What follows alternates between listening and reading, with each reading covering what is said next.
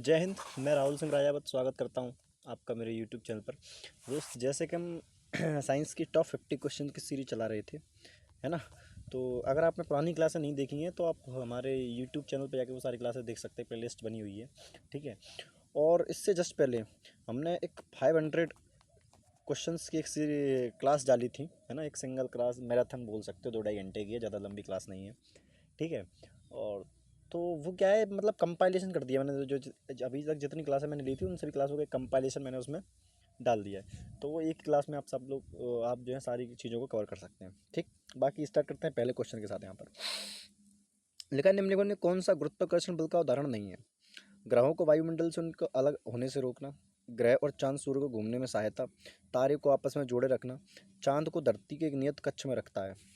देखो, अगर मैं बात करूं चांद को धरती से नियत कक्ष में रखता है, ये बात बिल्कुल सही है। आपने अगर आप थोड़ा सा भी साइंस जानते हैं और आपको पता है कि वायुमंडल वायु पृथ्वी पे क्यों है, क्योंकि वायुमंडल के केंद्र पर एक बल काम करता है जिसको हम बोलते हैं गुरुत्वाकर्षण बल, ठीक है। वही गुरुत्वाकर्षण बल चांद को भी बनाए रखता है, चांद को धरती से अलग नहीं होने देता है, वायुमंडल को बनाए रखता है। ग्रहों को वायुमंडल से अलग होने से रोकता है, बिल्कुल सही बात है। ग्रह और चांद सूर्य को घूमने में सहायता करते हैं, ये भी बिल्कुल सही बात है। क्योंकि जो जितने भी ग्रह हैं वो सूर्य के चारों ओर घूम रहे हैं, तो किसकी वजह से? वायुमंडल की वजह से, वो सॉरी गुरुत्वाकर्षण बल की वजह से। तारों को आपस में जोड़े रखना, इसका भी कारण कौन है? गुरुत्वाकर्षण बल। ये चारों ही ऑप्शन करेक्ट हो गए, ये चारों ही क्या है? चारों ही सही हैं। आप बोलेंगे सर तो फिर ये क्वेश्चन क्यों आया? क्वेश्चन देखो, इस क्वेश्चन का एक ऑप्शन मिस हो गया है। इस क्वेश्चन में एक ऑप्शन था कि ये ब्लैक होल के गुणन में सहायक है या नहीं है ना। ऑप्शन एक अलग से ऐड कर लीजिए कि ये ब्लैक होल के घूर्णन में सहायक है कि नहीं। तो ब्लैक होल के घूर्णन में ये बिल्कुल सहायक नहीं है, क्योंकि वहाँ पर जीरो ग्रेविटी है। वहाँ पर क्या है? वहाँ पर जीरो ग्रेविटी है, ठीक है। वो एक अलग कंसेप्ट है, उससे हमें नहीं लेना देना कुछ। जब क्वेश्चन आएगा तब मैं उसके बारे में बताऊंगा। देखा, किसी वस्तु की यदि ऊपर की ओर 25 मीटर सेकंड से प्रारंभिक वेग से फेंका जाए, ठीक है, तो इसे उच्चतम बिंदु तक पहुंचने में कितना समय लगेगा? और जी का मान 10 मीटर पर सेकंड स्क्वायर है। याद रखना है, पता नहीं क्या लिख दिया है यहाँ पर, इसको कर लेना 10 मीटर पर सेकंड स्क्वायर लिखा है, ठीक है। तो देखो, आपने फॉर्मूला एक नया यहाँ पर हम इंट्रोड्यूस करेंगे कि v बराबर होता है, वेग क्या क्या निकालना है, उच्चतम उच्चतम बिंदु तक पहुँचने में उसका समय कितना लगेगा। तो v बराबर होता है, आप जानते हैं, u माइनस जी इंटू टी, है ना। अब देखो, जो v है वो कितना होगा? 0। और ऊपर से कितने से आ रहा है? 25 मीटर पर सेकंड से, ठीक है। माइनस जी कितना है? जी है 10। और टाइम कितना लग रहा है? टाइम तो मुझे पता ही नहीं है, टाइम तो मुझे निकालना है। तो टी, ये उधर जाएगा तो कितना हो जाएगा? 25, 2.5 सेकंड आ जाएगा आंसर। कितना आ जाएगा? 2.5 सेकंड आपका करेक्ट आंसर होगा। बताओ, इतना बात में किसी को दिक्कत नहीं होनी चाहिए, सिंपल क्वेश्चन है ना। अब ये फॉर्मूला कहाँ से आया? तो आपको पता होगा, गति का पहला समीकरण अगर आपको याद हो, है ना, गति का पहला समीकरण याद है, ठीक है, ये वही है, ठीक है। इससे पहले अपन पढ़ चुके हैं गति के पहले सारे फॉर्मूले नियम। अगर आपने नहीं देखे हैं तो एक बार क्लास को देखना, तो मैंने तीनों समीकरण वहाँ पर समझाए हुए हैं, ठीक है। बस वहाँ पर जी की जगह ए आ जाता है, एक्सेलरेशन, ठीक है। लेकिन इनमें से कौन सा एक रासायनिक प्रतिक्रिया नहीं है? रासायनिक प्रतिक्रिया इनमें से कौन सी नहीं है? अपघर्षण, ऑक्सीकरण, गुरुत्वाकर्षण, हाइड्रोलिसिस। देखो, रासायनिक प्रतिक्रिया क्या होती हैं, आप एक चीज़ को समझो। रासायनिक प्रतिक्रियाएं वो सारी प्रतिक्रियाएं होती हैं जहाँ पर कुछ नया चीज़ बन रहा हो, यहाँ पर कुछ नई चीज़ बन रही हो। जैसे अपघर्षण, अपघर्षण में अपघर्षण नहीं होगा, अपघटन होगा। क्या होगा? अपघटन। तो किसी चीज़ का टूटना, बिखरना, तो एक नई चीज़ का निर्माण होगा, ठीक। ऑक्सीकरण होना, बिल्कुल सही बात है, नई चीज़ का निर्माण होगा। जैसे आप खाना देखते हैं, खाना ऑक्सीकृत हो जाता है तो सड़ जाता है ना। गुरुत्वाकर्षण ये एक बल है, और जितने भी बल है ये क्या है? ये एक भौतिक परिवर्तन लाते हैं, रासायनिक परिवर्तन नहीं लेके आते हैं, है ना। हाइड्रोलिसिस, तो ये भी क्या है? ये भी एक जो है आपका क्या है? रासायनिक प्रतिक्रिया। तो गुरुत्वाकर्षण जो है मेरा करेक्ट आंसर हो जाएगा। करेक्ट आंसर क्या होगा आपका? गुरुत्वाकर्षण, ठीक है। थोड़ा सा बढ़ा दिया जाए मार्कर को, अच्छा लगता है। चलो, नेक्स्ट क्वेश्चन। निम्नलिखित में से गलत कथन को चुनें। लिखा है, गुरुत्वाकर्षण त्वरण जैसे कि केंद्र, रूप, आकृति, द्रव्यमान पर निर्भर नहीं करता। गुरुत्वाकर्षण त्वरण ध्रुवों पर अधिकतम होता है। गुरुत्वाकर्षण त्वरण भूमध्य रेखा पर न्यूनतम होता है। पिंड में यदि वायु प्रतिरोध का प्रभाव हो, यदि वह हवा में नीचे आ जाती है तो वह पिंड का हवा प्रतिरोध ज़्यादा बार से कम होता है। तो देखो ऑप्शन में क्या है,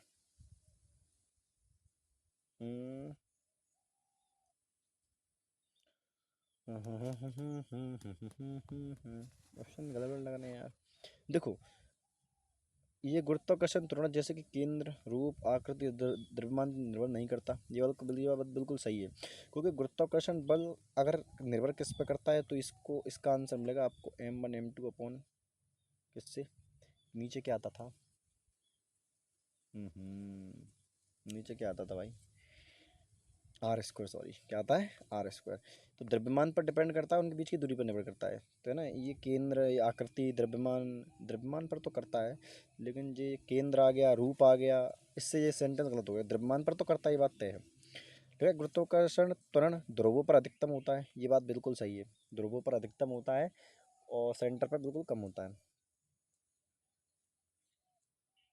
ठीक है, गुरुत्वाकर्षण थोड़ा भूमध्य रेखा पर न्यूनतम होता है, ये बात बिल्कुल करेक्ट है कि जो ग्रेविटी है, ग्रेविटेशनल फोर्स भूमध्य रेखा पर न्यूनतम होती है, बिल्कुल सही बात है। ठीक है, पिंडों में यदि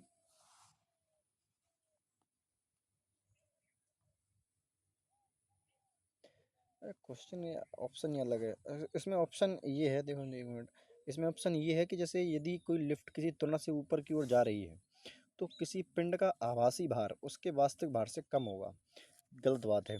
अगर मान के चलो कोई किसी चीज़ को अपन ऊपर लेके जा रहे हैं तो उसका आभासी भार उसके वास्तविक भार से भारी होगा, ना कि हल्का होगा। ये तो बेसिक सा क्वेश्चन है कि अगर मैं किसी चीज़ को ऊपर लेके जाता हूँ तो वो मुझे भारी सी दिखाई देगी जी उसके वास्तविक भार से, नीचे फेंकूंगा तो हल्की दिखाई देगी बिल्कुल, उसका मान ही नहीं होगा, द्रव्यमान जीरो जीरो महसूस होगा कि उसका आभासी जो द्रव्यमान है वो कैसा होगा, जीरो दिखाई देगा। ठीक है, लिखा है गुरुत्व रूप से मिला मिला केवल डैश में संभव है।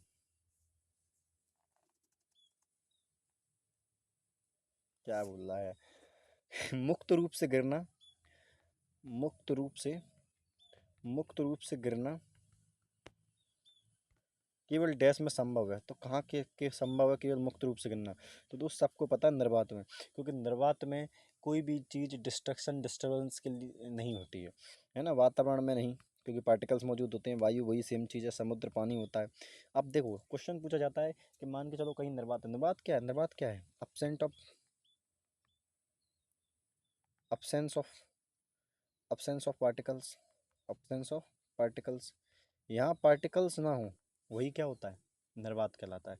अब एक क्वेश्चन आपसे पूछा जाता है कि ये बताओ कि एक एक रूम है जिसके अंदर क्या है, निर्वात है, एक रूम है जिसके अंदर क्या है, निर्वात क्रिएट किया गया है, और उस निर्वात के अंदर मैं उस वहाँ पर ऊंचाई से कोई प्रोडक्ट डालूँ, मतलब मान के चलो ये कोई रूम है, यहाँ पे मैंने एक ईंट ली और एक रुई है, एक रुई ले लेता हूँ और ऊपर से नीचे फेंकता हूँ, और रूम के अंदर क्या है, निर्वात है, रूम के अंदर क्या है, निर्वात है।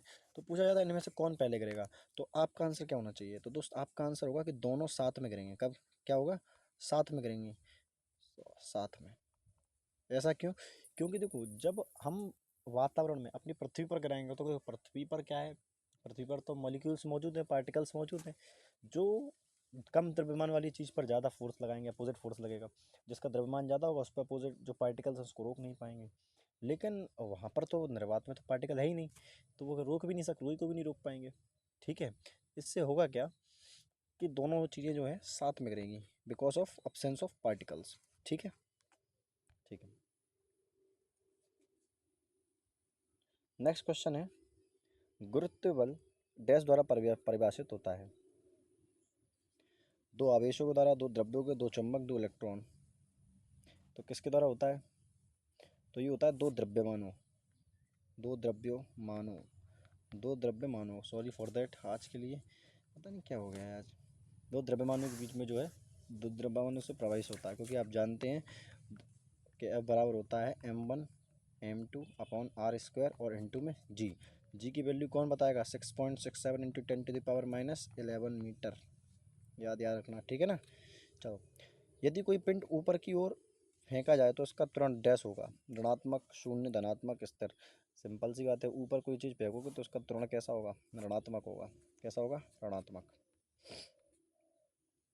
एक वस्तु का द्रव्यमान 10 केजी है, पृथ्वी पर इसका भार क्या हो, पृथ्वी पर एक वस्तु का द्रव्यमान 10 केजी है, पृथ्वी पर इसका भार क्या होगा, जी की वैल्यू 9.8 है।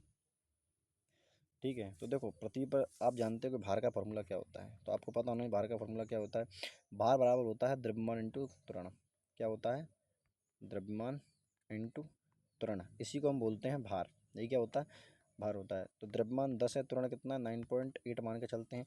तो पॉइंट, इस जीरो से ये पॉइंट कट जाएगा, तो कितना आएगा, 98 kg, है ना, 98 kg आएगा, 98 न्यूटन, सॉरी केजी नहीं आएगा, क्या आएगा, 98 न्यूटन।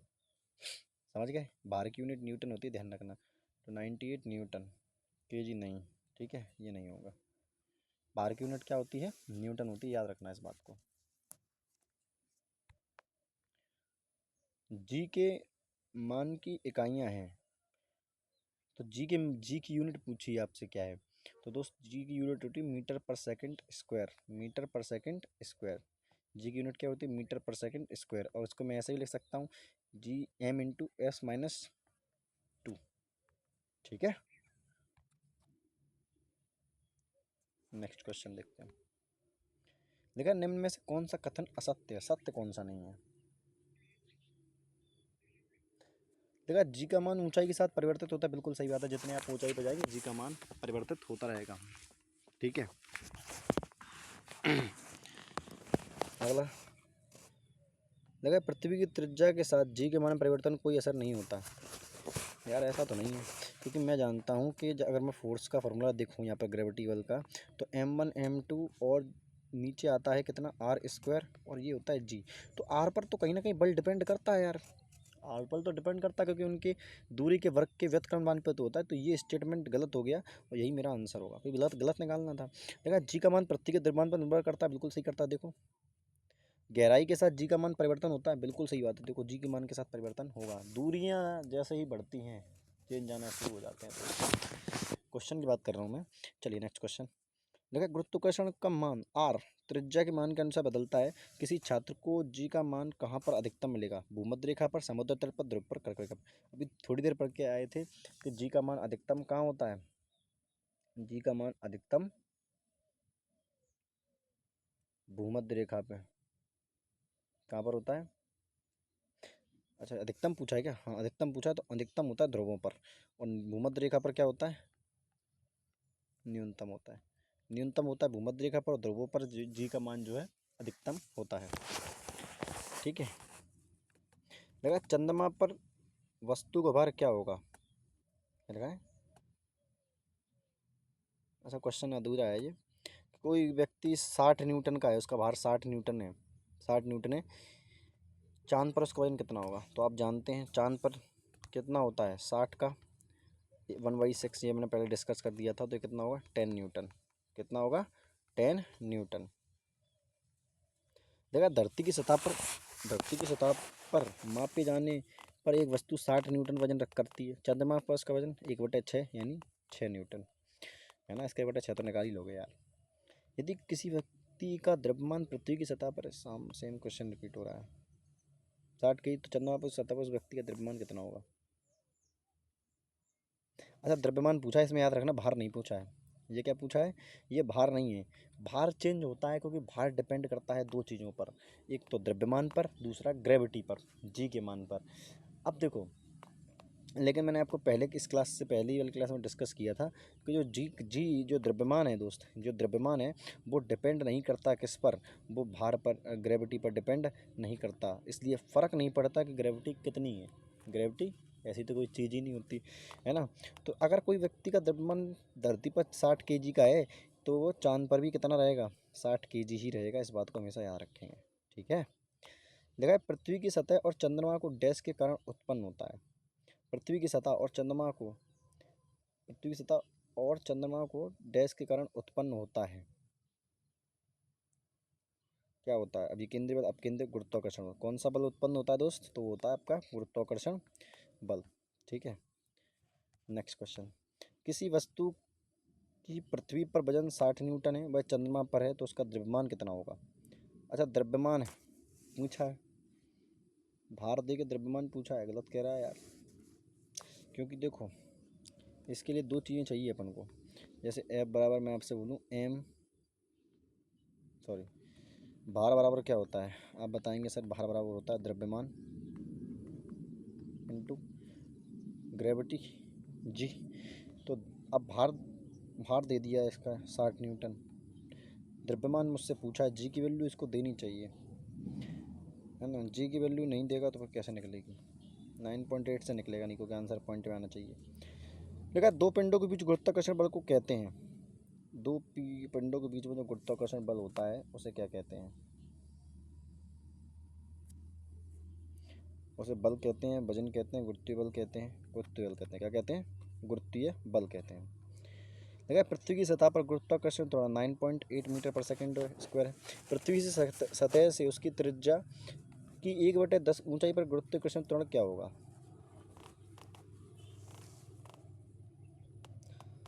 देखो, अब समझो। देखो दोस्त, हालांकि क्वेश्चन तो बहुत बड़ा है, सॉल्यूशन समझना। अब एक बात समझो, गुरुत्वाकर्षण जी की वैल्यू दे रखी है आपको। जी की वैल्यू कितनी है? 9.8 मीटर पर सेकंड स्क्वायर। ठीक है, उसके बाद क्या दे रखा है? बोला है उसकी त्रिज्या की पृथ्वी की सतह से उसकी त्रिज्या की पृथ्वी सतह से ऊंचाई दे रखी है। क्या दे रखी है? ऊंचाई। पृथ्वी की सतह से उसकी ऊंचाई जो 1/10 है, तो मैं बोल सकता हूँ कि आर जो है, आर 1/10 है, सॉरी एच जो है वो क्या है? R/10 है, R/10। एच की वैल्यू R/10 है। अब सुनिए, लगाते हैं फॉर्मूला यहाँ से। पहले जब एच एच पर गुरुत्वाकर्षण का सूत्र लगाते हैं, देखो तो जी आएगा, जी डैश बराबर जी इंटू R/R+H। ठीक है, और ये इसका स्क्वायर। ठीक है, चलिए अब एच का सूत्र, अब एच का मान रखो सूत्र में। एच का मान रखेंगे सूत्र पर तो क्या आएगा? जी डैश बराबर जी इंटू R/R+R/10 का होल स्क्वायर। अब सॉल्व करना जानते हो, सॉल्व करते हैं। देखो जी बराबर जी डैश बराबर जी इंटू, तो ये 10R और 11R हो जाएगा, और ऊपर 10 पलट कर, तो ये 10R/11R, और आर से आर कट जाएगा बटा स्क्वायर। कोई दिक्कत? आप बोले सर कोई दिक्कत नहीं है, आर से आर कट गया। अब यहाँ से मेरे पास ये आ गया, जी डैश बराबर जी इंटू 10/11 का स्क्वायर। खोल भी सकते हो इसका, कोई बात नहीं। अब सुनिए, अब देखिए, अब मुझे पता है कि जी डैश बराबर जी की वैल्यू होती है 9.8 इंटू, इसको स्क्वायर खोलूँगा तो 121 आ जाएगा। यहाँ से करेंगे तो ये आ जाएगा 980/121। सॉल्व करोगे कहीं ना कहीं 8.1 बार जाएगा, ऑप्शन कहीं है तो 8.1 मीटर पर सेकंड स्क्वायर। ठीक है, हालांकि थोड़ा सा कॉम्प्लिकेटेड क्वेश्चन है, गलत भी है क्वेश्चन, तो हो सकता है कि आपको थोड़ा सा दिक्कत आई हो। देखा, एक पिंड की त्रिज्या और द्रव्यमान पृथ्वी की त्रिज्या द्रव्यमान के आधे हैं, इस ग्रह पर जी का मान क्या होगा? चलिए भैया, क्वेश्चन जो बोल दिया इसको सॉल्व करो। ठीक,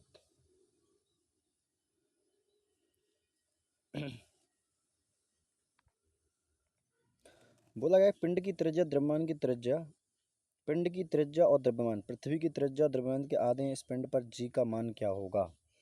तो देखो, पहले बात करते हैं, मुझे पहले पता होना चाहिए फॉर्मूला। तो फॉर्मूला होता है जी इंटू एम बराबर आर स्क्वायर। ठीक है, अब देखो, अब बोला है कि जो पिंड की जो त्रिज्या है पृथ्वी की त्रिज्या की आधी है। पिंड की जो पिंड की जो त्रिज्या है वो पृथ्वी की त्रिज्या की आधी है, तो मैं बोल सकता हूँ आर की वैल्यू जो है, अब देखो पृथ्वी की त्रिज्या मुझे क्या मान लूँ मैं, इससे नोट कर देता हूँ, ई लिख देता हूँ यहाँ पे ई। तो ये आधी है, ये पिंड की त्रिज्या आ गई, और हाइट भी क्या है? आधी है। अरे यार ये मार्कर बड़े हो रहे हैं। हाइट भी क्या है? आधी है। तो मैं बोल सकता हूँ इस पिंड की हाइट एच है, तो और पृथ्वी की हाइट एच ई मान लेता हूँ, तो ये आधी हो गई। समझ में आ गया कि नहीं आ गया? बस, अब रखो सूत्र में, रख दो, क्या दिक्कत है? तो जी बराबर लिखूँगा मैं, तो जी इंटू ये आ गई M/2 हाइट और द्रव्यमान, और नीचे कितना आ जाएगा? त्रिज्या, RE/2। ठीक है, अब इसको सॉल्व करते हैं। तो देखो 2 का स्क्वायर 4 होता है, तो 4 से ये 2 बार चला जाएगा, तो यहाँ 2 बच जाएगा। समझ में? मैंने देखो डायरेक्ट फॉर्मूला खोला है, कुछ नहीं किया है, फॉर्मूला खोला है डायरेक्ट। तो देखो अब इसको सॉल्व करेंगे तो होगा क्या कि अगर चल मैं पहले पूरा ही कर रहा हूँ, है ना, करता ही हूँ पूरा। देखो तो आप बोलोगे कि सर अब क्या होगा, अब जी बराबर ये आ जाएगा। देखो ऐसे करके जी बराबर आ जाएगा m1/2 बराबर ये होगा आर ई का स्क्वायर बटे 4। तो 2 से 2 बार चला गया और 2 पलट कर ऊपर चला जाएगा, तो ये कितना हो जाएगा, ये मैं बोल सकता हूँ, इसको लिख दूंगा मैं GME/2 × 4 RE2, देखो 2 दूनी 4, तो ये आ जाएगा 2GME, है ना, ये पृथ्वी का द्रव्यमान है, ध्यान रखना, बराबर RE/2। अब ये इसका हो गया। अब इसको तुलना करना है किससे, पृथ्वी से, क्योंकि पृथ्वी की बोली है ना।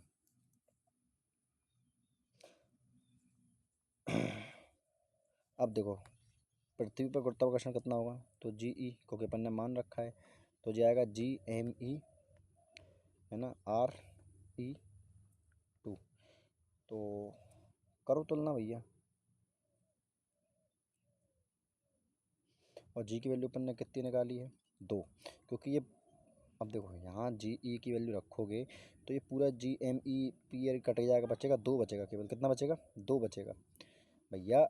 इस GE की जगह तुम ये पूरी वैल्यू रखोगे कि नहीं रखोगे, तो तुम बोलोगे सर यहाँ पे रखा हूँ मैं 2GEME/RE2, तो देखो ये पूरा पूरा कट जाएगा, बचेगा 2, और 2 का मल्टीप्लाई करना है 9.8 से, कितना करना है 9.8 से, तो कितना आएगा, 2 8 16, दोनों में 18, 1 19.6, कितना आ जाएगा 19.6, कहीं है ऑप्शन में 19.6 मीटर पर सेकेंड। ठीक है, ऐसे होता है क्वेश्चन। देखा है किसी निश्चित स्थान पर गुरुत्वाकर्षण थोड़ा शून्य होता है, समुद्र स्तर पर, पृथ्वी केंद्र पर, ध्रुवीय रेखा पर, भूमध्य रेखा पर। तो कहाँ पर जो है आपका गुरुत्वाकर्षण त्वरण शून्य होता है, तो इसका आंसर दे सकते हो।